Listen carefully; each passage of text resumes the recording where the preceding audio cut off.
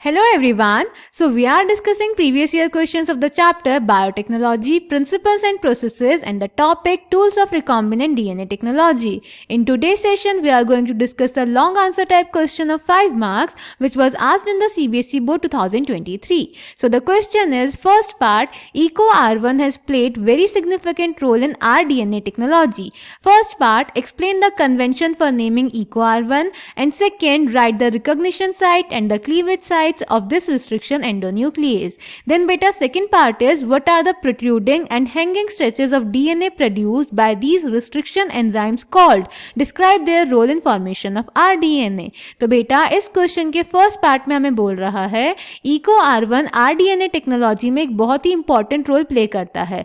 तो उसके first part में हमें बताना है EcoR1 की नेमिंग कैसे होती है और सेकेंड पार्ट में हमें EcoR1 की रिकॉग्निशन साइट और क्लीवेज साइट लिखनी है. उसके बाद बेटा इस क्वेश्चन के सेकंड पार्ट में हमें बताना है रिस्ट्रिक्शन एंजाइम के एक्शन से डीएनए पे जो हैंगिंग स्ट्रेचेस बनते हैं उन्हें क्या बोलते हैं और उनका आरडीएनए बनाने में क्या रोल होता है. So let's check the answer. तो बेटा EcoR1 की नेमिंग अगर हम देखें तो उसका जो फर्स्ट लेटर होता है दैट इज ई, वो आता है जीनस के नाम से यानी एस्चेरिचिया से. उसके बाद जो सेकेंड और थर्ड लेटर होते हैं यानी सी और ओ, वो आते हैं स्पीशीज के नाम से यानी कोलाई से. उसके बाद जो फोर्थ लेटर होता है आर, वो आता है बैक्टीरिया के strain say that is RY13. उसके बाद जो रोमन नंबर होता है बेटा 1, वो इंडिकेट करता है कि किस ऑर्डर में ये एंजाइम उस बैक्टीरिया के उस स्ट्रेन से एक्सट्रैक्ट हुई है. यानी EcoR1 बेटा एस्चेरिचिया कोलाई RY13 से सबसे पहले एक्सट्रैक्ट हुई है. Clear? So the answer is first part, the convention for naming these enzymes is the first letter of the name comes from the genus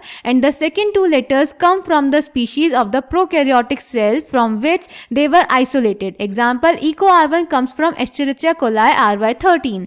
In EcoR1, the letter R is derived from the name of strain. Roman numbers following the names indicate the order in which the enzymes were isolated from the strain of bacteria. Then बेटा इसी के second part में हमें लिखना था EcoR1 की recognition site और cleavage site. तो बेटा EcoR1 की रिकॉग्निशन साइट होती है 5' GAA-TTC 3' और इसका कॉम्प्लीमेंट्री डीएनए स्ट्रैंड का सीक्वेंस हो जाएगा 3' CTTAAG5'. और अगर क्लीवेज साइट दिखानी हो तो बेटा जो EcoR1 होती है वो दोनों स्ट्रैंड्स पे G और A के बीच में कट लगाती है. तो क्लीवेज साइट हो जाएगी 5' G, फिर कट आ जाएगा AATTC 3' और इसका जो दूसरा कॉम्प्लीमेंट्री स्ट्रैंड होगा वो होगा 3' CTTAA, फिर कट G5'. क्लियर बेटा? देन बेटा सेकेंड पार्ट में हमें बताना था रिस्ट्रिक्शन एंजाइम के एक्शन से डीएनए पे जो हैंगिंग स्ट्रेचेस बनते हैं उन्हें क्या बोलते हैं और उनका आरडीएनए बनाने में क्या रोल होता है. तो बेटा उन्हें हम स्टिकी एंड्स बोलते हैं.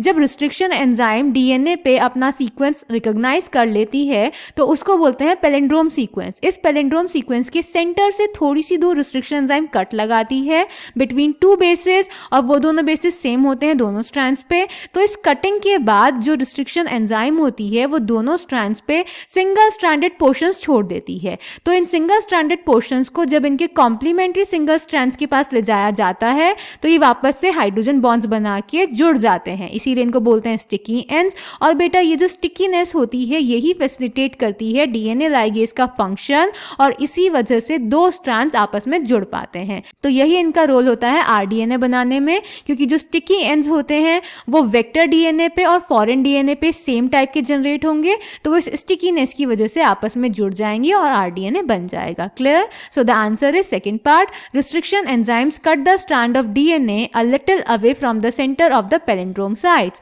but between the same two bases on the opposite strands. This leaves single-stranded portions at the ends. There are overhanging stretches called sticky ends on each strand.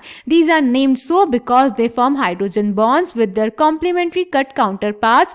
This stickiness of the ends facilitates the action of the enzyme DNA ligase. So I hope this question is clear to you. Thank you.